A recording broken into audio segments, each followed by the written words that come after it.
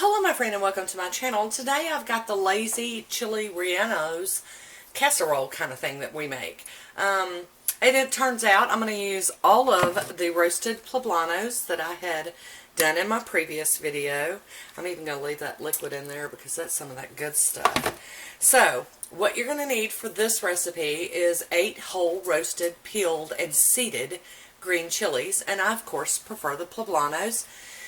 And we're going to need 1.5 cups of Montery Jack cheese, or you can use the Mexican melty cheese. And that's what I'm going to use today because that's what I have.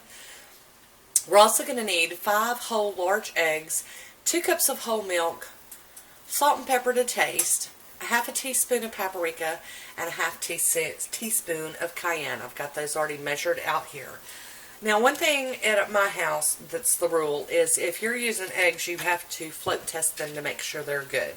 So I'm going to run and do that real quick with all of these. You just need a little cup of water and make sure that they don't float. If your egg floats or looks real buoyant, like it doesn't really want to touch the bottom, then that's probably a bad egg and you might not want to eat it. We do this with all of our eggs. That one bounced a little bit, but it's totally sitting on the bottom, so it's okay. You just don't want to get sick from that. Eggs aren't so expensive that you would be willing to risk getting ill from a bad egg. So there we go. We've got all of those float tested. I'm going to dump this water. And then what we're going to do is we're going to mix the eggs and the milk and the seasonings together, and I'll be right back to do it. Alrighty, now I prefer to crack my eggs on a flat surface. I end up with less eggshells in my business. Now, if you're worried about the eggs you've got, you could crack them into a bowl and then pour them into this, but I'm pretty sure about all of these eggs. These eggs came from our neighbor.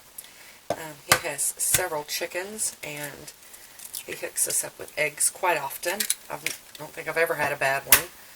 So we're going to just crack those all off into the milk. And then I'm going to dump in the paprika and the red pepper. And we're going to go ahead and do our salt and pepper.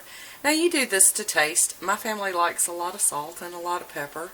We are, you know, those kind of people. Here lately I've been using the pink Himalayan sea salt. And we're just going to put some of that in there too. And normally it doesn't take as much of the pink Himalayan as it would regular iodized salt. So, alrighty, I had to wash my hands after messing with the eggs. And I'm just going to beat these eggs up and get everything mixed together. And I do have a aluminum pan. You could use a cake dish or cake pan, whatever works for you. Spray it with some non-stick cooking spray. And that is going to be what we cook this in today. I have lost one of my peelies today, popped off with all this cooking and washing hands and stuff. So that looks like it's pretty good mixed. And now what we're going to do is I've got my oven preheating to 350 degrees. And I'm going to do like a half of, let me get a spoon here. Half of these chilies are going to go into the bottom of the pan because we're going to layer this kind of like a lasagna. And it doesn't have to be perfect. You know, Miss Tina I'm not Martha Stewart's or anybody else. I'm not worried about it looking absolutely gorgeous. I just want it to taste good because I do love some tasty food. So once you've put your chilies in the bottom, we're going to top this with half of our grated cheese. And you just eyeball it. You don't have to get out different measuring cups and, you know, try to figure out what half really is. Just kind of eyeball it.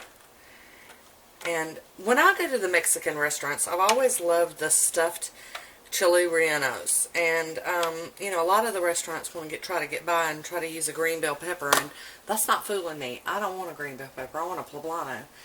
And then we're going to do the rest of our chilies. And go around, get them all spread out. We're going to have to get down here. We want all of you in here.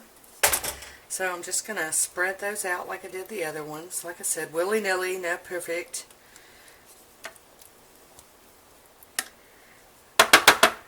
Now, I wouldn't consider this a main, a main dish here. To me, this is a side dish. You could have it with tacos. Now, if you wanted to get real crazy, you could maybe add some shrimp or chicken or steak to it and make it more into a one-dish casserole if you wanted. Whatever works for you. So we've got all of those layered, and then we're going to pour our egg mixture. And hang on, I'm spotting like, here, I'm going to show you what I'm spotting. I'm seeing like an egg floating right there. So let me get a fork. And look, we don't want that big egg yolk all floating off in there. I don't think it would change the taste of it, but I want all of them, totally mixed up. We're going to give that a quick jiggle again. And you could break out a mixer if you wanted to. I just didn't want to dirty up any more dishes. I've already dirtied up a bunch today. So what we're going to do is we're going to pour this over our casserole. Like I said, I've got my oven all ready. It's 350 degrees in there. Or no, 325. I'm so used to cooking everything at 350. You'll have to pardon me. So we're going to get this all in here. And we're going to pop it in the oven for 35 to 40 minutes, depending on your oven. And when it gets done, I'll come back and show you what it looks like, all finished. Alrighty, my friend, this is out of the oven, and it says to cut it in squares, and you can serve it with, like tortillas, or you can make a dip out of it. You can serve it on, like flour shells, or you can just put it on a plate like I'm going to do. And that first one never comes out of the pan pretty. So, but there you have it. Very steamy and pretty. So I hope you enjoyed this one. Leave me a comment down below and let me know if you like this sort of thing. And I want to thank you for watching. So until next time, be good to yourself. I'll talk to you soon.